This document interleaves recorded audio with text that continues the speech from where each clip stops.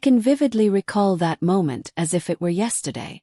We stood in the kitchen, not engaging in a heated argument, but rather simmering in unspoken tension. The atmosphere was dense, laden with all the things we had failed to articulate. The dinner plates remained on the counter, untouched since our meal had concluded. She leaned against the sink, arms crossed, her expression cold and distant, a demeanor she had been honing for months. Then she uttered the words, "Other men want me, you know." There was no trace of anger or confrontation in her tone, only a calm, calculated declaration. This was not a confession. It was a provocation. Yet I chose not to react. I refrained from questioning her motives or leveling accusations. Instead, I stood there, gazing at her, not as my wife or the woman with whom I had shared 7 years of life, but as a stranger. A stranger who had inhabited my home, shared my bed, and feigned affection while methodically compartmentalizing her emotions, piece by piece, leaving only a silhouette of what we once were. In that moment, I understood that she had already departed.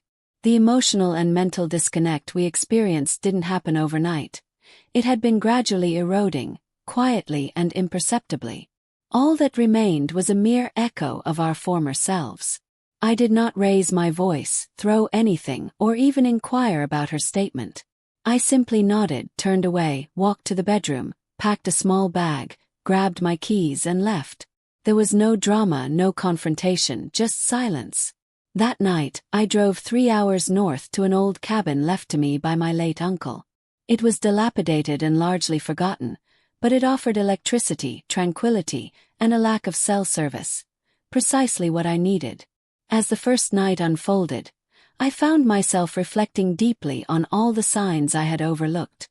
I recalled how she began working late more frequently, how her laughter at my jokes faded, and how her phone was always face down. I reminisced about our last anniversary when I had prepared an elaborate evening, poured the wine, and sat across from her while she was preoccupied with messages, already disengaged. I had convinced myself that she was simply exhausted, that her work was overwhelming. But deep down I was the one who felt drained. I was fatigued from trying, weary from shouldering the burden alone, and tired of being the only one still fighting for our relationship. Days passed in that cabin, each one quieter than the last. I refrained from calling or texting, leaving her to the men she claimed were waiting for her. By the second week she began to email me. Her initial messages were brief. "Where are you? Are you okay? Can we talk?" I chose not to respond, not out of malice, but because I had finally come to a realization. There was nothing I could say that would reverse her choices. By the third week, her emails grew more extensive.